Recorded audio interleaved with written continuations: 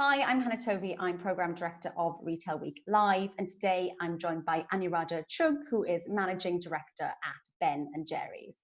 Morning, Anu. How are you today? I'm good. Good. Excellent. Thank you so much for joining us. So the first thing I wanted to ask you was, how are you and how is lockdown living treating you? Yeah, I think the thing I normally say these days is that I'm safe and I'm sane. So those are the two words that are important. But honestly, I'm very privileged. So it's I work from home is working from my home in Surrey, which has a garden. I can go out. Very different to many of my colleagues who are in London in small apartments, sometimes with little kids. So I'm doing quite well. Yeah. Good. Glad to hear it. And obviously, lockdown living has had its many challenges.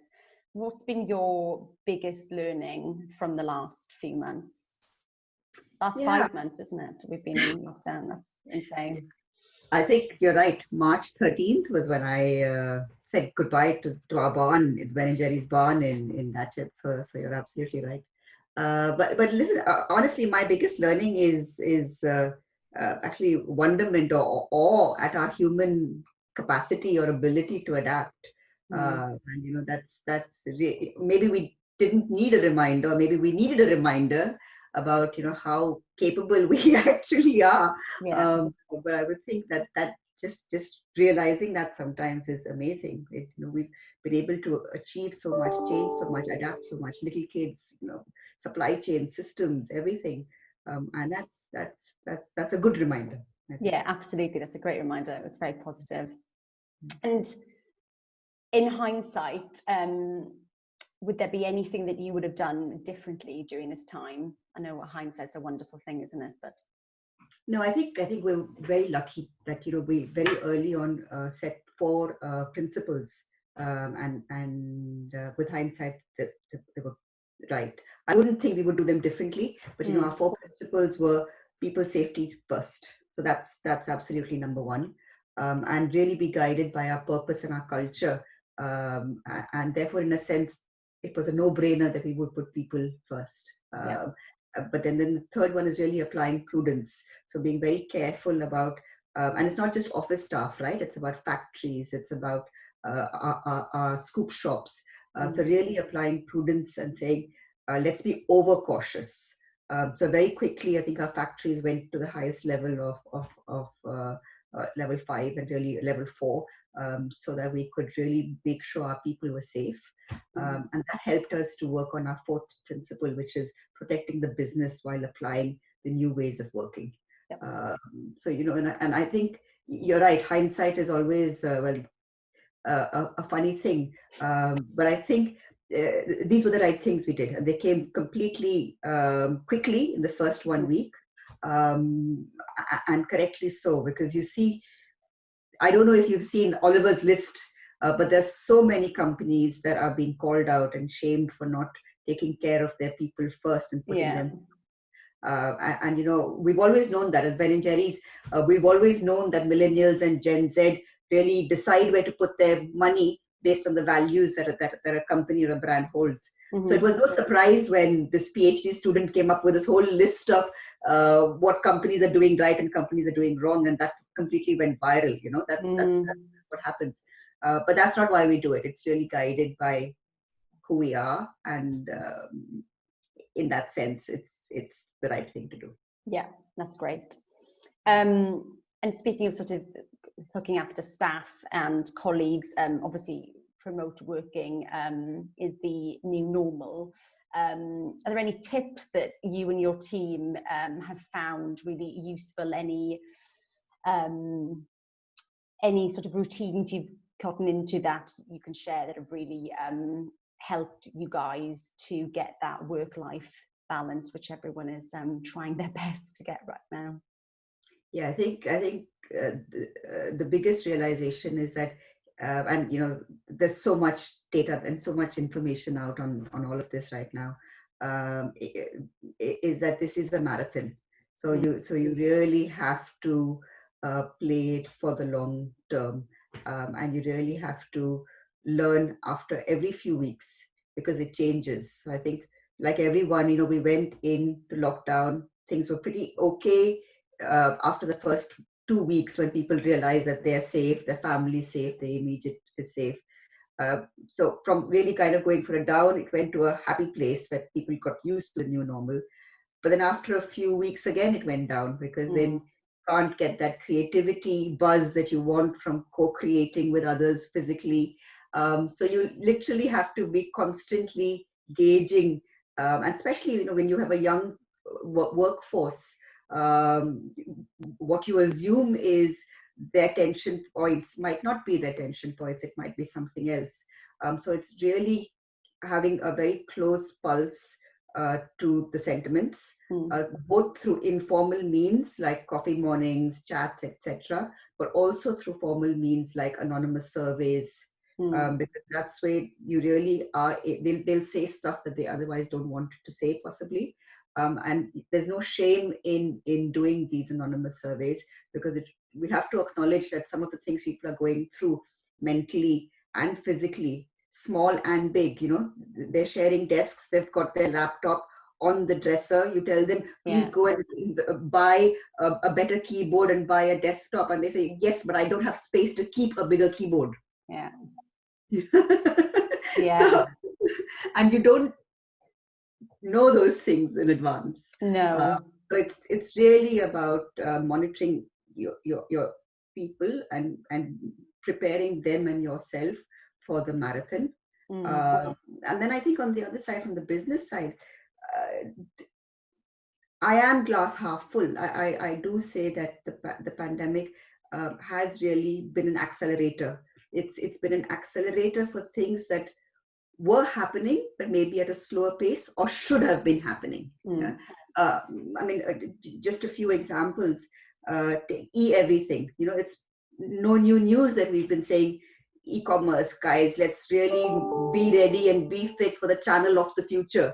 Well, we had to be ready and be fit, and consumers had to change for everything within 2 weeks, whether you like it or not. So that was like a massive accelerator. Think what we wanted to do anyhow.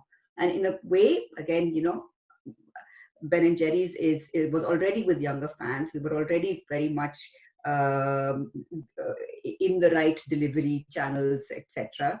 But this completely pushed even us to accelerate, but more so our fans, or the consumers. I mean, to give you an example, in Sweden, maybe because they had such a proximity to stores, they weren't buying online. And we immediately saw that they switched completely, and they started to buy ice cream online. So all those barriers that it will melt, etc., completely went out of the window. And you want your Ben & Jerry's pint, and you want that comfort food while you're sitting at home, and you will change to e-commerce. Absolutely. Yeah, that comfort food is something I am very much enjoying in lockdown. Yes, we're seeing that. We're seeing a lot of cocooning trends. Yes, definitely cocooning. Yeah. And has this new normal sort of shifted you and your team's focus? And what is that new focus now for the next year? Or are you even looking ahead in terms of 12 months, or is it much more sort of shorter term than that? We've always known that brands with value are there for the long term, and even more so now. So I think what we've seen, again, to the point of being the accelerator, while some of the other, and I'm still talking in the area of ice cream, right? But while some of the other ice cream brands have done less well, a big trusted brand has done very well. And we see that. So we're really kind of gaining from having been relevant with our fans earlier, and then becoming even more relevant when they really wanted. So trusted, the importance of trusted brands has become even more important during this phase. It kind of makes sense. You go back to what you know and love and what you want. And that's become even more stronger. I think the important point when we're looking into the future is that recession is there. And that's going to really impact the retail world quite a lot. When we think recession, many of us traditionally think about value as in big packs and how do you kind of get to affordability. But recession proofing yourself is also about values. And it's about really leading with your values, and because that's what's going to be important. If you've got less pennies, you're going to spend your pennies on what really matters. Yeah. And pick those businesses and brands that have really delivered for you. And I think that's the readiness that we are working with our teams. And how do we really make sure that we are recession ready? How do we make sure that we're even more relevant to those fans who are going to be in difficult situations? But I think there's one side which is about your consumers, and I think the other side is about what's happening to the supply chain. Food resilience. Food resilience is another one of those things that the COVID has kind of shown. Oh my God, globally, we're not in the right place on food supply chain resilience. Yeah, it's really exposed the gaps that we have. You know, the dependence and the exploitation of migrant labor in the food industry. You know, these are big systemic things that again COVID has shown us that, hey, the world's not ready. No. Yeah, or there's something broken, and this broken stuff is big. And that's where businesses have to put their heads together. How do we really create a sustainable food system? Yeah, absolutely. And you talked about earlier, you see, you know, consumers going back to what they really love and cocooning. Are there any more consumer trends that you've seen come out of COVID that you can share with us? You just talked about now businesses needing to be more sustainable. Is that sense of consumers wanting brands that have a purpose and values, is that something that you're really seeing come to the forefront now? Absolutely. I mean, absolutely. So I think, yes, there's cocooning, but that comes with trust, and then that comes with really being selective about where you put what you trust, who you trust. And, you know, sustainability is table stakes. That's like the bare minimum. You better be right on plastic and sustainability, but even more, what are the values that how are you treating your employees? How did you treat your employees during COVID? How are you working about, you know, values when it comes to bigger societal issues as well? Yeah. These are all becoming things that brands can't shirk away from. They've absolutely got to put their head into. But that's all part of the cocooning and trusting trend. Yeah? It's not a trend. It's stuff that's come out even more in the fore, saying this is important, guys. You know, so that's one. But I think the other one is health and immunity. So you know that's the other big area that's people are all looking at, because we don't know if a cure to viruses. We don't know how the next phase will be. We don't know how it will transmute, etc. So let's look after our health and immunity. So I think that's another big trend. And then I think I spoke about everything already. So that's the big fourth one that's obvious. But also the food system and the food system reliance, because if you don't have that, then you can't do sustainable. If you don't have that as your base, you can't be sustainable from the environment point of view, but also long-term sustainable. Yeah, absolutely.